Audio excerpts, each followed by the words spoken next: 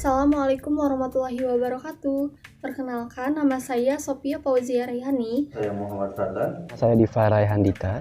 Dan saya Yasifa Erida Zulhijjah.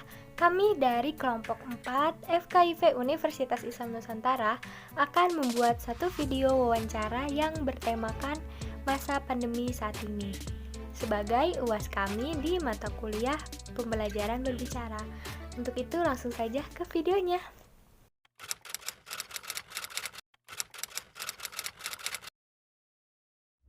Assalamualaikum warahmatullahi wabarakatuh. Kembali lagi bersama saya Yasifa Erida dan rekan saya Muhammad Fadlan. Kali ini kami berdua akan mewawancarai dua orang narasumber yang berasal dari bidang pendidikan dan bidang ekonomi. Kita akan mengetahui nih bagaimana pendapat beliau terhadap pandemi saat ini. Untuk itu langsung saja kepada narasumber kita yang pertama, ada Ibu Sofia di bidang ekonomi, yaitu pengusaha muda. Apa kabar Ibu Sofia? Baik. Nah, saya mau nanya sedikit nih Ibu, bagaimana pandangan Ibu terhadap COVID-19 yang sedang terjadi di negara kita saat ini? Bagi saya sendiri, COVID-19 itu merupakan suatu virus yang sangat berbahaya ya, di mana saat ini pada tahun 2021, Indonesia mengalami lonjakan pandemi COVID-19 yang sangat tinggi. Maka dari itu, pemerintah maupun masyarakat dihadapkan tantangan multidimensi, baik itu pada sektor sosial, sektor ekonomi, sektor kesehatan, dan juga lain-lain.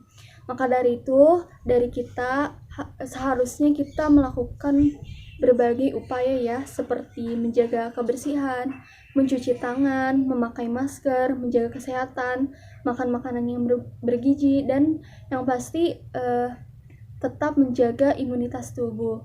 Seperti itu. Lalu bagaimana sih dampak dari COVID-19 ini terhadap ekonomi Indonesia? Karena kan Ibu Sofia bisa dibilang pembisnis yang masih muda nih. Oke, baik. Bagi saya sendiri, ini sangat menjadi sebuah dampak yang lebih menjorok ke buruknya ya, karena para pengusaha saat ini mengalami kerugian yang sangat banyak. Yang biasanya pendapatan itu ada di titik 90%, sekarang hanya berada pada titik seperempatnya, bahkan itu juga kurang ya. Maka dari itu, dengan adanya pandemi COVID-19 ini memang ada dampak buruknya, tapi bagi saya sedikit mengambil hikmah daripada itu. Nah, dengan beberapa kebijakan pemerintah untuk menanggulangi pandemi ini, apakah itu juga berpengaruh terhadap para pembisnis seperti Ibu Sofia? Kalau menurut saya ya, dengan diadakannya kebijakan pemerintah seperti sekarang ini, dengan diadakannya PPKM, pusat perbelanjaan ditutup seperti mal dan juga pasar, itu sangat berdampak sekali kepada bisnis kami ya. Tapi kami di sini tidak sampai kehabisan cara untuk bisa memperjualbelikan barang dagangan kami. Untuk itu, kami terus mencari berbagai cara untuk bisa menjalankan bisnis kami seperti itu. Jika boleh tahu, apa sih keuntungan dan kerugian dalam berbisnis di masa seperti ini? Oke, bagi saya sendiri, menjalankan bisnis pada masa pandemi COVID-19 ini banyak sekali keuntungan dan juga kerugiannya ya. Yang pertama, pada sisi keuntungannya, kita bisa menjalankan bisnis kita di rumah saja, yaitu work from home, yaitu menjalankan pekerjaan di dalam rumah. Dimana ketika kita bekerja di rumah, kita mempunyai waktu yang lebih efisien dan juga lama. Lalu yang kedua, pada dampak keruginya, yang sudah saya tadi bicarakan, pendapatannya itu menurun dari biasanya. Dari biasanya normalnya kita mendapatkan keuntungan 90%, dengan adanya pandemi COVID-19 ini, pendapatan sedikit menurun, yaitu seperempatnya bahkan kurang, seperti itu. Nah, kalau saya boleh tahu nih Bu, bagaimana cara Ibu Sofia mempertahankan apa yang sudah Ibu jalani sejauh ini? Oke, baik. Di sini saya mempunyai beberapa tips untuk dapat mempertahankan bisnis yang sudah dijalani ya. Yang pertama itu adalah inovasi produk, di mana seiring berjalannya waktu, pada saat ini pula kebutuhan masyarakat pun berubah. Maka dari itu menjadi suatu ide untuk kamu melakukan bisnis. Lalu yang kedua yaitu menciptakan era digital, di mana pada masa era digital saat ini, berjualan online merupakan salah satu cara dalam meningkatkan pendapatan penjualanmu. Lalu yang ketiga adalah menciptakan kenyamanan pelanggan, di mana mempertahankan pelanggan yang sudah ada merupakan salah satu cara untuk mempertahankan bisnis yang sudah kamu jalani. Seperti itu. Nah, pertanyaan terakhir nih Bu, apa harapan Ibu Sofia untuk Indonesia mengingat saat ini kasus COVID di negara itu sedang melonjak naik? Oh ya, baik. Harapan saya ke depannya bagi Indonesia dengan melonjaknya kasus COVID-19 ini yang semakin banyak, semoga kita lebih sadar untuk tetap menjaga protokol kesehatan.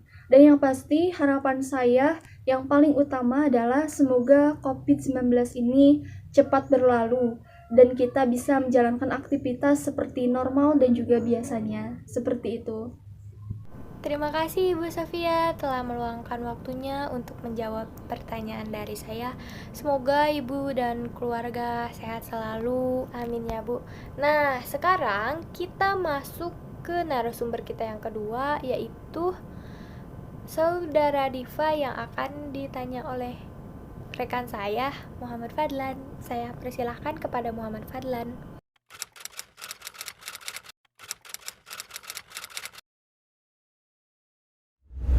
Bismillahirrahmanirrahim. Assalamualaikum warahmatullahi wabarakatuh.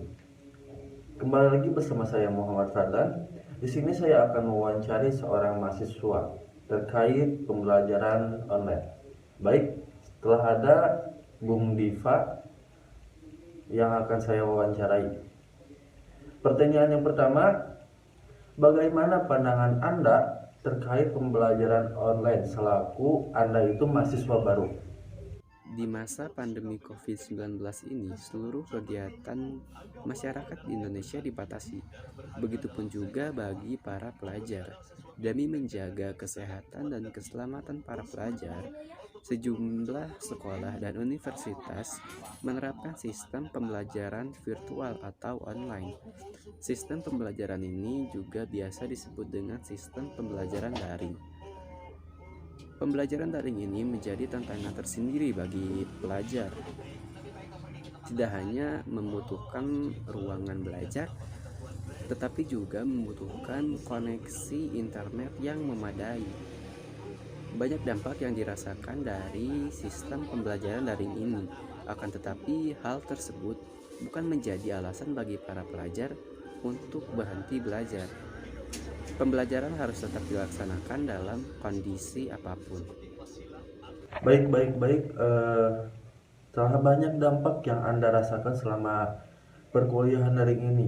Bisa jelaskan sedikitnya dampak-dampak yang telah Anda rasakan selama ini? Dampak yang paling sering saya rasakan ketika proses pembelajaran daring yaitu mengenai kebutuhan internet dan koneksi yang memadai. Dalam sistem pembelajaran daring, proses pembelajaran dilaksanakan secara online melalui beberapa aplikasi penunjang. Untuk mengakses aplikasi tersebut dibutuhkan internet dan koneksi yang bagus. Oleh karena itu, peran dari internet dan koneksi sangat penting dalam pembelajaran daring. Apakah Anda merasakan dirugikan atau sebaliknya? Anda merasa diuntungkan selama pembelajaran online kali ini? Secara pribadi, saya tidak merasa diuntungkan maupun dirugikan oleh proses pembelajaran daring ini. Karena kita sebagai seorang pelajar harus siap dalam kondisi apapun. Di masa perkembangan teknologi yang pesat ini, teknologi sudah mulai dimanfaatkan di berbagai bidang. Begitupun juga di dunia pendidikan. kita seharusnya sudah mulai terbiasa untuk menggunakan teknologi dalam proses pembelajaran. Pandemi COVID-19 ini harusnya menjadi sebuah kesadaran bagi masyarakat, terutama pelajar, akan pentingnya mempelajari dan menguasai teknologi. Bentuk upaya apa saja yang Anda lakukan untuk melakukan pembelajaran online secara maksimal? Bisa dijelaskan? Bagi beberapa sekolah dan universitas, siswa maupun mahasiswa, proses pembelajaran daring ini merupakan hal yang baru. Oleh karena itu masih banyak masalah yang dirasakan dari sistem pembelajaran online ini.